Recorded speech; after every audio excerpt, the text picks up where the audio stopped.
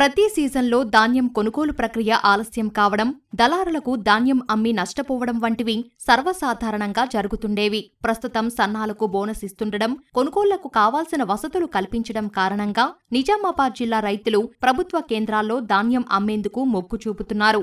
అంచనాలకు మించి ధాన్యం వస్తుండడంతో కొనుగోలు కేంద్రాలన్నీ ధాన్యపు రాసులతో కలకలలాడుతున్నాయి. ప్రతి సంవత్సరం సొసైటీలో అమ్మినాము. ఇంతకుముందు సొసైటీలో మాకు చాలా ఇబ్బందిగా ఉంటుండే. కాటలు కానీ అడ్లు పోవట్ కానీ అవి కొంచెం ఇబ్బందిగా ఉంటుండే. ఈ 2 సీజన్ల నుంచి మాకు ఏ ఇబ్బంది లేకుండా పోతున్నాయి. మాకు గవర్నమెంట్ బోనస్ ఇస్తున్నది. ఈ సొసైటీకి తీసుకొని వస్తూ ఉన్నాం. ఎందుకంటే ఒక్కొక్క రైతుకి కింటాకి 500 రూపాయలు బోనస్ ఇస్తున్నారు.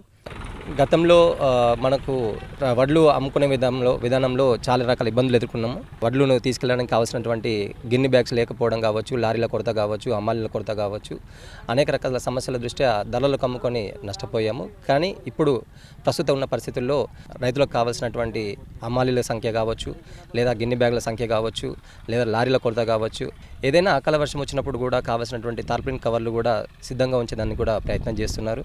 జిల్లాల్లో మొత్తం 698 కొనుగోలు కేంద్రాలను ఏర్పాటు చేయాలని ప్రభుత్వం నిర్ణయించింది. ప్రస్తుతం 500 కేంద్రాల్లో కొనుగోళ్లు వేగవంతంగా జరుగుతున్నాయి. ఈ సీజన్లో మొత్తం 11 లక్షల మెట్రిక్ టన్నుల దిగుబడి వస్తుందని అంచనా వేసిన అధికారులు 8 లక్షల మెట్రిక్ టన్నులు సేకరించడానికి సిద్ధమయ్యారు.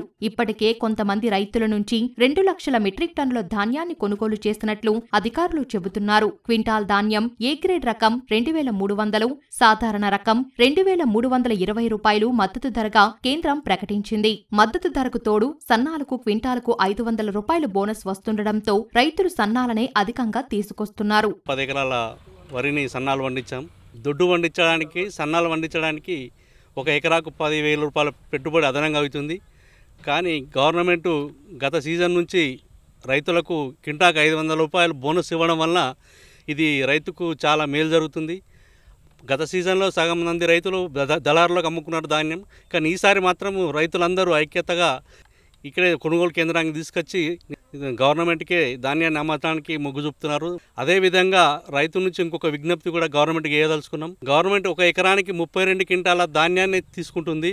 కానీ ఇప్పుడు మనకు వచ్చినటువంటి వంగడాలలో అధిక దిగుబడులు వచ్చి దిగుబడి పెరిగింది.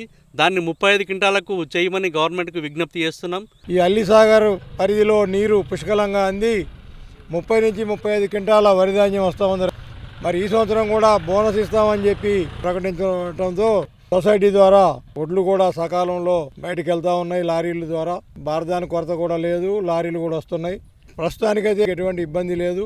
ఈ సొసైటీ పరిధిలో దగ్గర సుమారు 2000 ఎకరాలు వరి పైరు సేద్యం జరుగుతూ ఉంది. అందులో మొత్తము 100% సన్నాలే ఈసారి సాగుబడి జరిగింది. రైతులందరూ చాలా సంతోషంగా ఉన్నారు. కారణం ఏమిటంటే ఇంతకు ముందు దళారులోకి అమ్ముకొని కొద్దిగా నష్టపోయేవాళ్ళు. అటువంటిది ప్రతి గింజ కూడా గవర్నమెంట్ కొనడం, తర్వాత 500 రూపాయలు బోనస్ ఇవ్వడం, ఇదంతా రైతులు చాలా సంతోషంగా ఉన్నారు. పండించిన పంటను సొసైటీలు, మహిళా సంఘాల ఆధ్వర్యంలో నిర్వహిస్తున్న సర్కారు కేంద్రాల్లో విక్రయిస్తున్నారు. అయితే ఎకరాకు 32 క్వింటాలు కాకుండా 35 క్వింటాలు కొనుగోలు చేయాలని రైతులు కోరుతున్నారు.